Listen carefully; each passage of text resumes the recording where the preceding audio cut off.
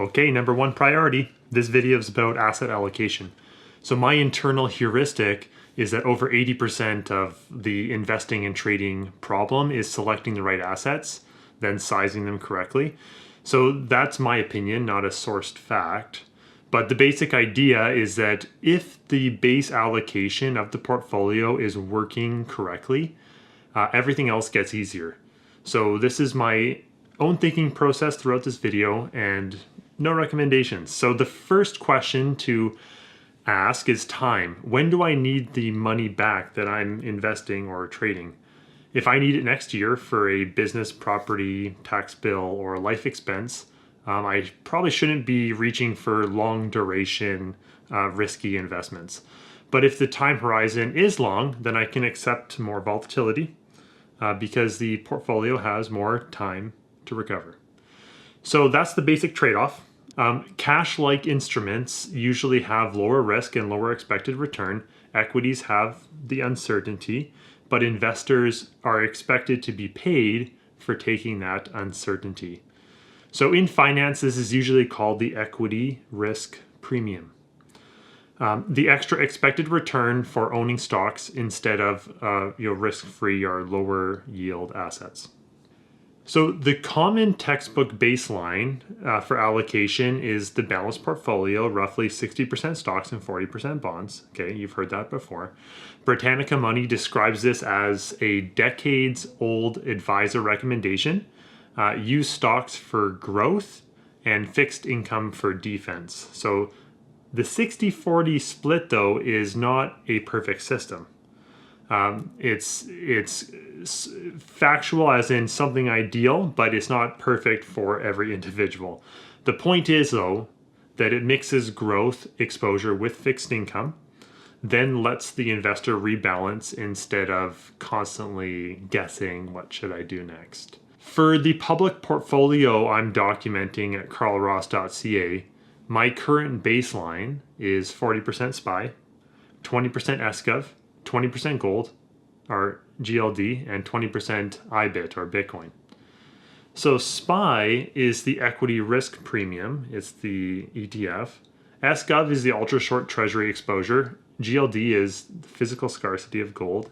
And IBIT is the digital scarcity of Bitcoin. So this is not a recommendation and, completely unsuitable for many people. The reason it works for me, though, specifically, is that it leaves enough short-term cash exposure to support my overlaid satellite trades that I do on top of this portfolio. And it doesn't turn the whole portfolio into just cash. I also prefer doing most of my active options trading around large US equities and ETFs. I do this for the liquidity, the spreads, the option chains. And after years of my own experimentation, I would rather hold gold and Bitcoin in the core portfolio and focus the satellite trades on the equities instead of the commodities. So thinking of investing and trading from a duration lens is quite useful. Sometimes it's an oversimplification, but I like to use it in my own internal thinking. So SGov is an ETF. It's the short duration ETF because the underlying treasury bills mature quickly, like 0 to 3 months. So equities are longer duration because their value depends on the future business's cash flows. Gold and Bitcoin are even harder to duration match because they do not pay any cash flows. Their value depends almost entirely on what someone will pay for them at a future date, which can work, but it also means the volatility will escalate or can escalate quickly. So if I wanted to shorten the duration of my portfolio, I would first reduce the gold and Bitcoin exposure, then reduce the equity exposure, and then increase the SGov or the cash. So I skip longer duration bonds because the S&P 500, gold, and Bitcoin already give me enough duration and volatility. SGov is there for the cash yield and the trading flexibility. So this allocation, it should serve the specific purpose that it was intended for and nothing else. If my 20% Bitcoin allocation drifts by about an absolute 5%, the question becomes whether to rebalance back towards the 20% target.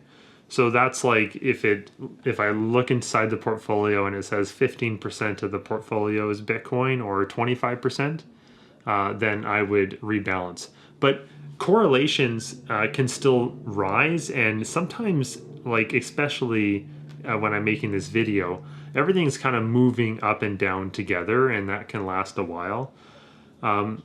So that's why when you're rebalancing, it has to be a measured, non-emotional trade. The public record on carlross.ca is the scoreboard to see how this performs over time.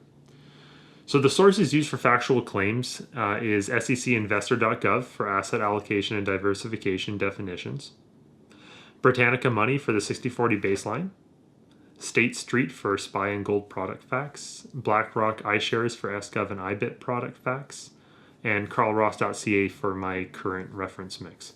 So I may hold or trade positions mentioned.